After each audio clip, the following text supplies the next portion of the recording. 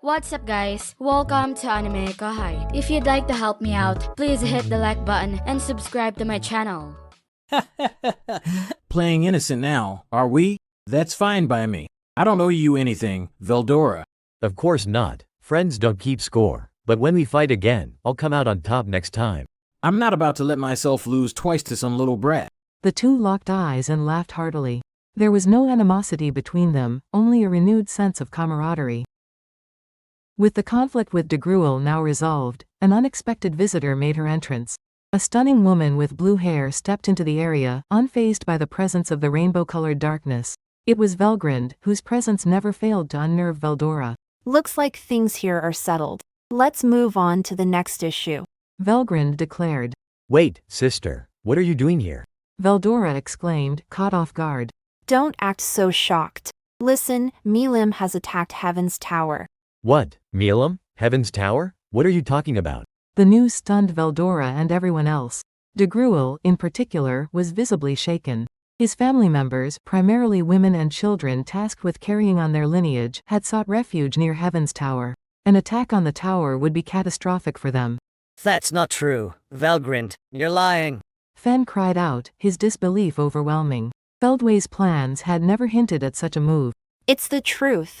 Velgrynd replied bluntly. Fen, now panicking, pressed further. Why? I thought we agreed that place was off limits. Why would you? We weren't supposed to interfere, but Feldway kept it under wraps to avoid raising suspicion. Honestly, I have no idea what Feldway's ultimate goal is. Velgrynd said calmly. To hell with him! Fen shouted in frustration. Shut it, you fool. You already knew Feldway planned to destroy the sacred tree, didn't you? So you should have realized that Heaven's Tower would become an obstacle. Velgrynd shot back. Fen fell silent, unable to argue with the harsh truth in Velgrynd's words. While few could have foreseen events unfolding this way, admitting his oversight now felt pitiful. Velgrynd, however, had anticipated this outcome. That was why she had assisted Soy in evacuating the residents of Holy Void Damerganya and ensured their safety. For now, everyone's safety was ensured. The outer walls of Heaven's Tower held firm against Malim's Dragonova, thanks to my star barrier. That's how we managed to repel the attack. Velgrynd explained. DeGruel and the others let out sighs of relief. You saved us? Yes. Rimuru has helped us countless times, so it's only fair we do our part. Velgrynd replied, quickly bringing the conversation back to the matter at hand. They've probably already breached the gate. The real threat is coming next. Velgrynd said gravely, mentioning Ivaraj, the world-destroying dragon. So we were just a distraction. Fen realized grimly. With the DeGruels who had been guarding Heaven's Tower now gone, it had made the assault much easier.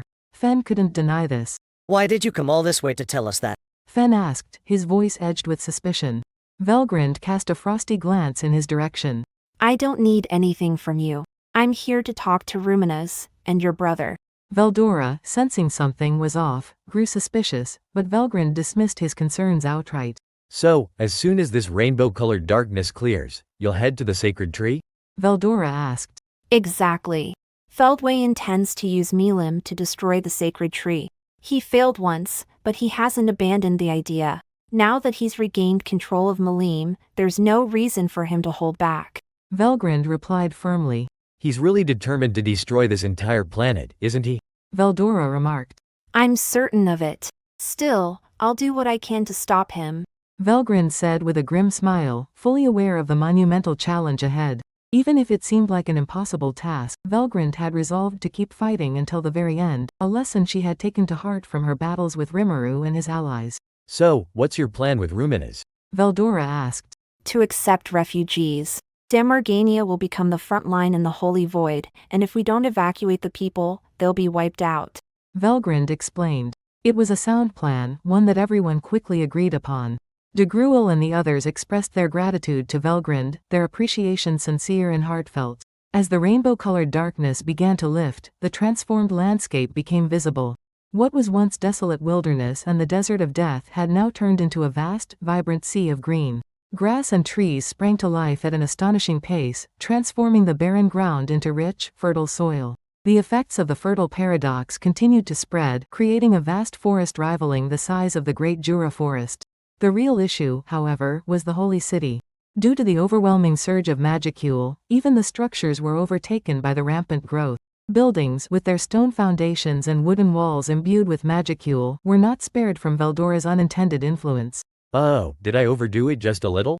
Veldora wondered nervously. Unfortunately, the transformation was far more dramatic than he'd planned. And now, it seemed certain Ruminez would be furious. As if on cue, Ruminez approached him with a radiant smile, one that carried a dangerous undertone. So, Veldora, care to explain exactly what happened here?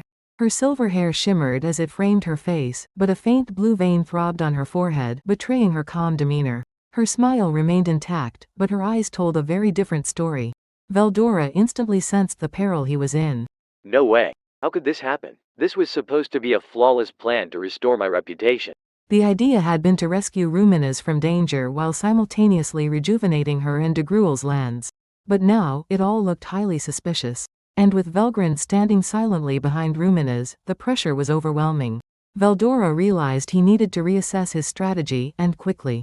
No, Ruminez. You see, well, there's a reason for this, a reason as deep as the sea. I'd love to explain it all in detail, but I'm, really busy right now. So, let's chat about it later. Before she could respond, Veldora shot into the sky, retreating at a speed that far surpassed anything he'd achieved during his fight with Degruel. Damn it, he ran off again. Ruminez grumbled, though she made no move to pursue Veldora. Upon waking and spotting Velgrynd, it was clear to her that something significant was unfolding. She had only been asleep for a short time, yet it seemed the situation had drastically changed. Glancing at the three Degruel brothers, now partially fused with a massive tree, Ruminez shifted her focus to Velgrynd, who appeared to have a firm grasp on the events. So, what's going on? Ruminez asked directly. The world is in serious danger. Velgrynd answered. Is there anything you can do about it? We'll have to try. Velgrynd replied, her tone determined. Ruminez's straightforward question made Velgrynd hesitate for a moment. She regretted not stepping in earlier to prevent Rimmeru's apparent annihilation, but interfering had carried too much risk. Any attempt at intervention would likely have resulted in the destruction of Velgrynd's split body. Instead, she had focused on staying hidden and ensuring the safety of Degruel's people. Besides, Rimuru probably found a way to handle the chronosaltation himself. Velgrynd believed that if she could return to this world, Rimmeru would also find a way back. Although she lacked concrete proof, her faith in Rimmeru remained steadfast. For now, her priority was to set aside thoughts of Rimmeru and focus on making the best possible decisions in the present. She laid out the situation for Ruminez, who, being sharp-witted, quickly grasped the gravity of the problem. I understand. In that case, we'll take in the refugees. Ruminez declared. Thank you. Degruel said with gratitude. Despite his immobilization, Degruel could still speak, and his relief was evident. This exchange marked a peaceful resolution between Ruminez and Degruel. While the city itself had been saved, the outskirts were in shambles. Within the city, overgrown trees had engulfed many of the buildings, cutting off access to entire streets. Reconstruction looked like a monumental task, and it wasn't realistic to expect any restitution from Degruel's side. The only true victory was that they had managed to survive. And that was what mattered most. As long as they were alive, they could rebuild and move forward. Although Ruminez was furious over the extent of the damage, she recognized that the looming global crisis took precedence. She quickly resolved to focus on rebuilding the city after overcoming the present dangers. Besides, she had a strong feeling that Rimmeru would willingly lend his support when the time came. While Velgrynd had mentioned Rimmeru's apparent disappearance, Ruminez wasn't overly concerned. Having observed Rimmeru for a long time, she understood him well. That slime was not something that could simply perish. Confident in Rimmeru's resilience, she decided to shift her focus to preparing for what lay ahead. Now then, how should we go about getting everyone to safety? Ruminez asked. I'll handle it. Velgrynd assured her. With that, Velgrynd established a spacetime connection between this location and the other side. Under the direction of her split body stationed on the opposite end, the giants began moving in an orderly manner. There's no need to rush. Velgrynd said softly, her voice calm and reassuring as she offered a gentle smile. Her expression was warm, yet it didn't completely mask the ominous atmosphere radiating from Heaven's Tower. Velgrynd's brow furrowed as she sensed the subtle shifts in spacetime. This isn't good. I can even sense Ivaraj's presence. Without a robust defense, the world could be reduced to ruin in an instant. It appeared there was still a little time before the world-destroying dragon Ivaraj would fully manifest. However, the cryptids that were emerging as its vanguard were far from insignificant. Unlike the minor entities that had previously slipped through space-time rifts, the destructive energy radiating from these new threats made it clear they were each at least a full tier above the typical disaster-class beings. The situation had escalated to a point where resistance alone was no longer viable. Overcoming this crisis would require the unified strength of champions from around the world. Velgrynd decided there was no need to burden the refugees with this grim reality. Louie took charge of managing the refugees, using his authority as Pope to calm their anxieties and maintain order. Thanks to this, chaos was largely avoided. The residents of the Holy City found themselves in the same predicament as the refugees, with many having lost their homes. Most took shelter in the cathedral, though its capacity was limited.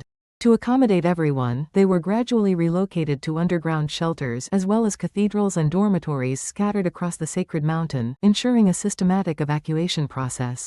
Meanwhile, a strategy meeting convened, involving key figures including the Degruels, who were now fused with massive trees. The main participants included Velgrynd, Ruminez, Gunther, Ultima, Sheehan, and Degruel's sons.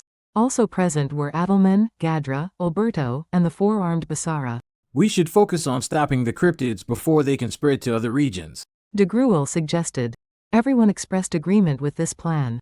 Well, it's going to be tough, considering how unreliable the gatekeepers have been. Ruminez snapped, her irritation clear. That's not fair. Degruel protested but eventually bowed his head in reluctant acceptance. And that's precisely why you've been leaning on me. Ultima remarked smugly. Degruel found himself at a loss for how to respond. Ultimately, he had no choice but to accept responsibility for the disorder caused by his actions. A big thanks to the AnimeKouhai patrons who made this video possible. Jared Bressler, Speed Saber, Curtis Loban, Judah Herrera, Just a Guy, Nissa LW Hernandez, Jason Martin, Zach Rosen, Jerry Sladek, Ray Perez, Jay, Donald Williams, Day of Light, John M, Godman Gaming, Markithian Tidwell, Adrian, Kumo, T. Bush, Kirisoto Sama, JV, Thomas, Joshua Cousins, Jose Hernandez, Khalid, Christian Deshazer, Divine C. Harris, Montyboy 98, Ruben, Yuki Iki, Gray, Isaac, Koala King 93, Quilly Buckner, Alver, Normal Defate, Joshua Andrade, Gary Miles, Dragon Spawn 666, J. Rule, Nate, Leiron Sangkap, Lucas Guet, Jason Martin, Sky T, Andre Hamilton, Martin Ramos, Emperor WSA, Miko Espinosa, George Hage, Gobi Lin, Pratik Bandari, Faiz Mansour, Jackson Early, Carl Stephen Bernadal, Gareth Hashimoto,